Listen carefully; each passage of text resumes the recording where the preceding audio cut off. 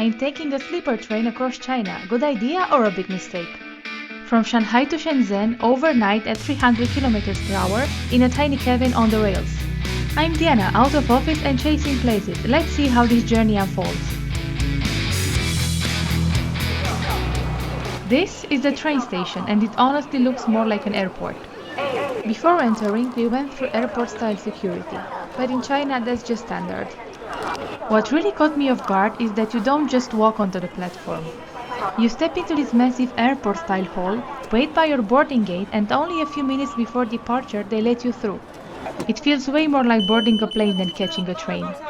And another thing I found really interesting, you don't actually need a physical ticket. When you buy your ticket, you register your passport details and at the gate you just scan your passport to enter. That's it.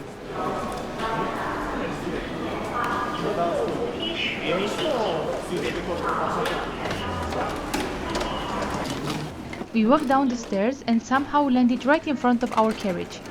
Was that pure luck or do they assign your gate depending on your seat? If you know, tell me in the comments because now I'm curious.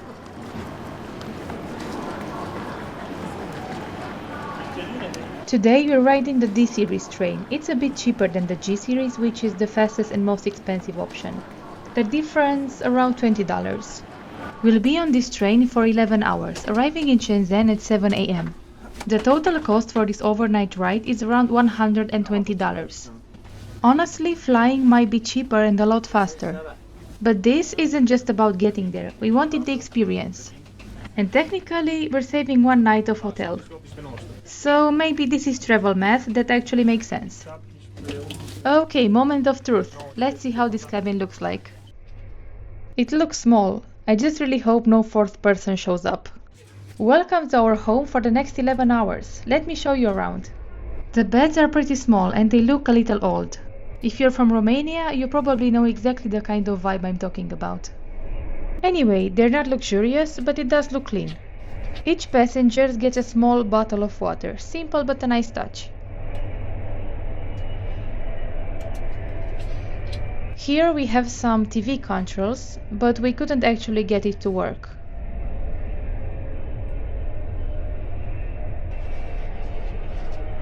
They give you clean sheets, a blanket and a pillow, which is great, but the pillow it's a little too soft.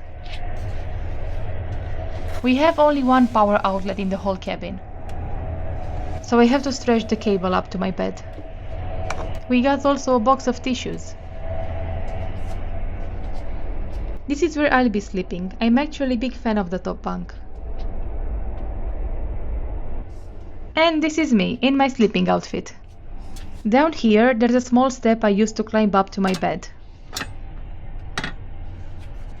And from here you can lock the door from the inside. This is our light switch.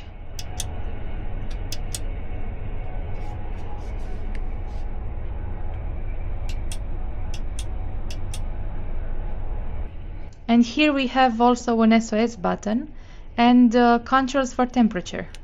And they really work, it's getting warm really fast. My first question was, where do we put the luggage? Turns out, right down here under the beds. And somehow 4 large suitcases fit perfectly.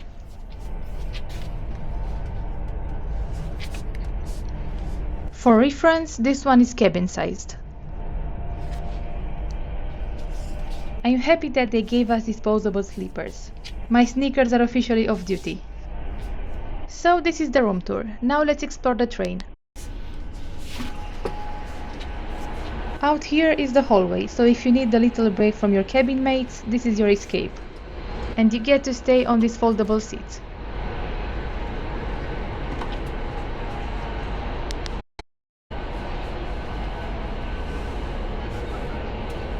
Going further, it looks like this whole carriage is made up of sleeper cabins.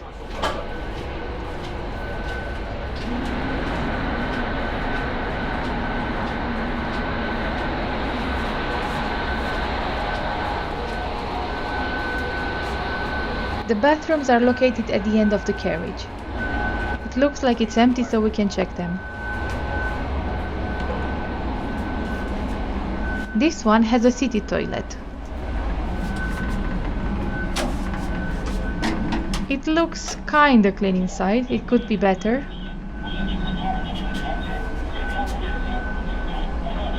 The good part is that we have toilet paper here and also toilet seat cover and paper towels.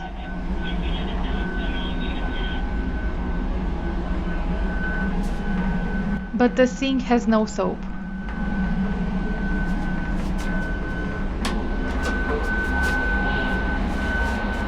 Now let's check the other bathroom. This is the same, but this one has a squat toilet.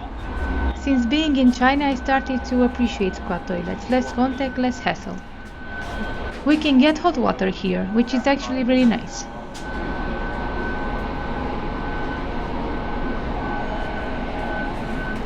Outside of the bathrooms, we get to sinks and soap.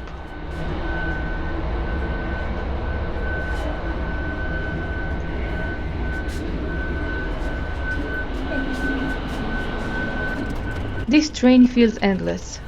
We are staying in the soft sleeper carriage, but there are also hard sleeper on this train, which are more open and a bit more basic. I wanted to see the difference, but honestly it's too long, I don't know if we'll get there. We might not make it to the hard sleepers, but at least the restaurant car is close. This is the restaurant carriage. A sitting area with tables and a small shop at the back. You can see there's plenty of space. The store is pretty limited, but we tried some fruit earlier and it was actually good. We were actually not hungry since we packed some food from the city before getting on the train.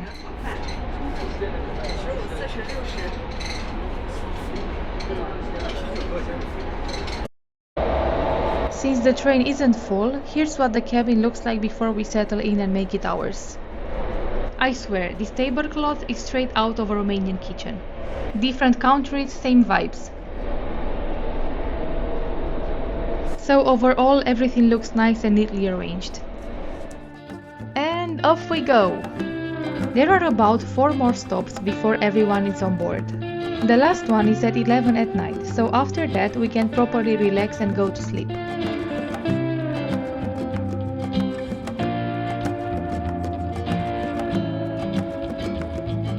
So many of the cities we're passing through are beautifully lit.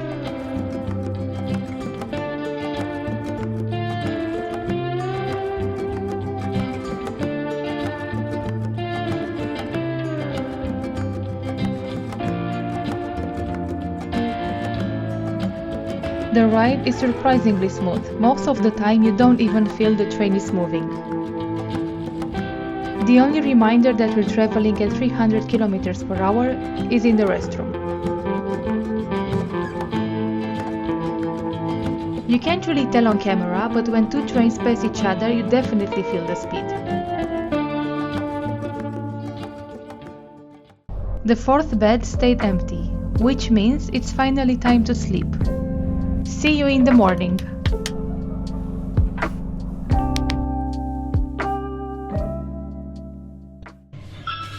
It's 6:30 a.m. and we just got woken up because we are arriving soon. Honestly, I didn't sleep well. The bed is quite hard and every time we went through a tunnel, the noise was intense.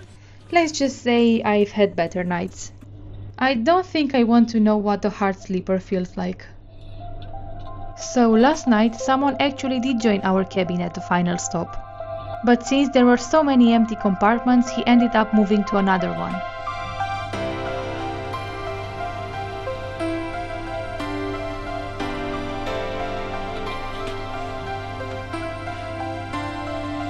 Anyway, we arrived earlier than expected and now we're kind of in a rush to get off.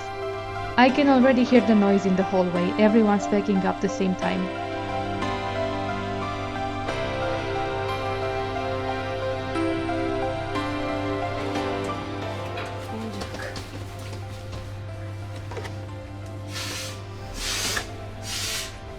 I'm in full turbo mode right now because we're literally the last ones getting off the train. I'm low-key scared it's just going to keep going and take us to the next station. Yay, we made it out! And honestly, I'm a bit undecided about this experience. If you're a light sleeper, this might not be for you. If you can't sleep anywhere, you'll probably love it. For me, flying might have been easier. But I'm happy we did it. It's one of those journeys you remember. Thank you for watching. Don't forget to like and subscribe, and I'll see you in the next video.